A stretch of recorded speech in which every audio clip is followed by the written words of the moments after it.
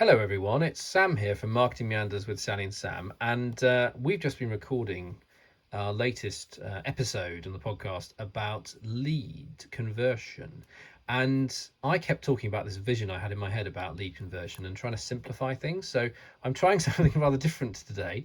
I'm just going to try and write this out, and I don't know if this is going to work or not, but hey, if you listen to that episode of the podcast about lead conversion, or there's two episodes rather, which will be released on Thursday and then next Tuesday, so that's right at the beginning of May, effectively, then hopefully this will make some sense. But I'm hoping this will make some sense to you anyway about lead conversion. So I was just actually trying to describe putting down on a piece, I saw this in my head, black pen and a piece of A4 paper, the idea of a conversion journey. Now, I've seen many of these before, and they obviously can get very complex, and they do get complex, and we have all these ideas about the touch points we have to move the person here who is effectively your lead coming into your CRM system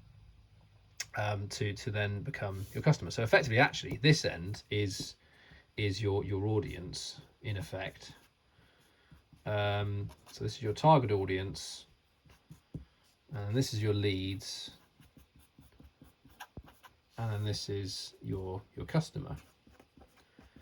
And so often we were saying, what are in this whole process? What are the people, the processes, and the systems that we use to get people from target audience member to customer? And one of the things I wanted to demonstrate here was the very idea, the very concept of perhaps doing this. I just think it's a really interesting exercise to do in whatever marketing team and marketing organization and sector that you work in.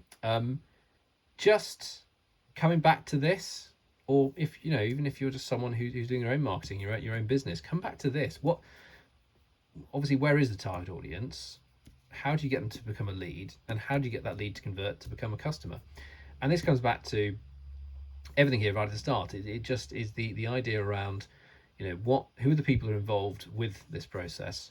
What are the processes that the people follow in this process, and what are the systems that support the processes that support the people in this process? So I would say you've almost got these sort of bi-directional, mutually supporting and reinforcing, whatever you want to call it, elements of your whole conversion process here. And it's obviously usually sort of a lead funnel, of course, but really this just helps you kind of explain everything. And I think if you're just using this idea here to just bring everything back, so you've got all of these elements playing a role in here, and then you've also got time. I mean, this whole continuum here is time, isn't it? And it's one of the first questions is, well, how long does it take somebody to move from here to here to here? What are the different channels that are in operation and are driving people from here to here to here? Do we have the reporting points? Put them as little stars, shall we, little asterisks. The reporting points that we have in that system, and do excuse my handwriting and general presentation of this. It's supposed to be rough and ready. That's the idea. It's 2021, people. What are the reports that we have in place to support these people on this journey? How long is it actually taking? What are the inputs we have in here? And also, very important parts, I think, in terms of the target audience. Something we got onto the end here was obviously your target audience and your personas. So I was saying it could be that the front end of the system here, we're putting in a persona, which is an apple. So we see, not a very good picture of an apple, is it? But hey ho. We are trying to attract the persona of an apple at the beginning. So we're feeding in apples here when we actually generate the leads on our system, on our CRM. And they go in, but then at the end of the day, we find out we have, it's going to be slightly different, oranges. So we're putting in apples, or we're targeting apples, and they're going through the system as lots of apples, but we're getting oranges who are actually ending up being our customers. So this is the part we know of. These are the people, the personas we're actually after, and the leads we're generating that we know in our CRM system to try and convert into customers. They're the people who come in through personal recommendations, through word of mouth, through other channels, through other ways, which then are our oranges. Is it the case? So the first thing you check is, are these people here actually the people here? Are we actually getting them through? Which part of the audience are we getting through? And is all the stuff we're doing in the middle, all of the investment we have in people, in processes and systems to deliver these customers at the end of the day, these converted leads, is that actually doing what it needs to do? And if this is all working smoothly, fine. Let's still understand what is working well, what is not working well to be more efficient. If it's not working well, or it's falling down completely and we're just not getting the customers we need here, where is the problem? Do we find that actually the target audience, we're targeting them, we're getting 5,000 leads here and we're getting 50 customers here, so we're getting effectively a 1% return on all the work we're putting in. But is that a good thing? Is it a bad thing? Could we get by with just 500 leads here and the time and effort, the people, the processes, the systems to support getting those 500 in to deliver 50 customers here? Or can we convert more of those leads into more customers, so more of the 5,000? If you come back to this pretty straightforward, simple, basic, and it's simple and basic for a very good reason, because there are so many inputs here, there are so many processes here, there are so many systems supporting this, there are so many theories, ideas, understandings, people and budgets that go into making all this happen. And obviously the more sophisticated, the larger your business, the more complex it's going to be.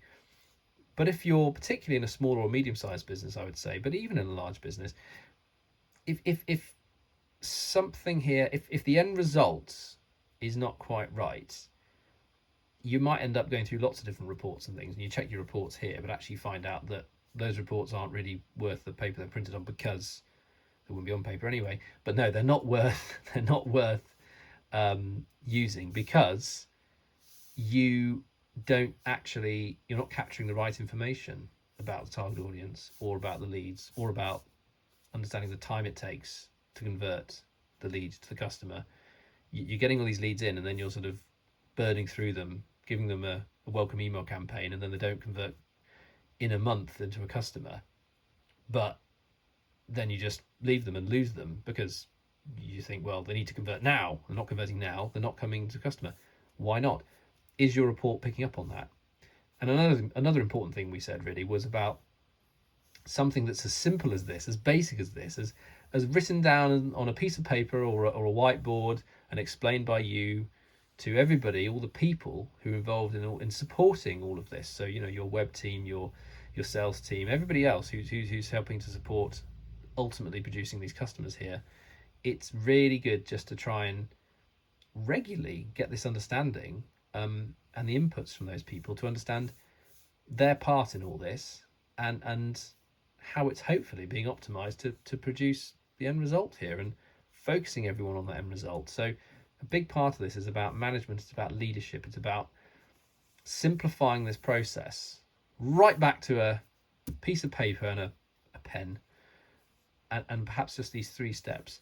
Obviously they're more complex processes and conversion funnels and so on and so forth, and a number of people have got this really well worked out. They've got fantastic reporting, analytics. They know exactly who they're after, they know what they're doing with them, and they know how many are coming through, and they tweak and they test and they optimize to try and improve this. But I think a lot of people perhaps have a relatively complex system set up, or perhaps not massively complex, but time heavy, intensive, spending lots of budget on this stuff, spending lots of time on this stuff, and actually maybe it's not working as well for them. But because they're so busy doing of it, they never really have time to just shout, stop, let's get it back to the absolute basics and just understand each step, how we all play a part in each step, how the systems play a part in each step. Do we have the right processes to support each step? Do we have the right reporting to understand each step and the whole process as a whole? Do we actually understand this?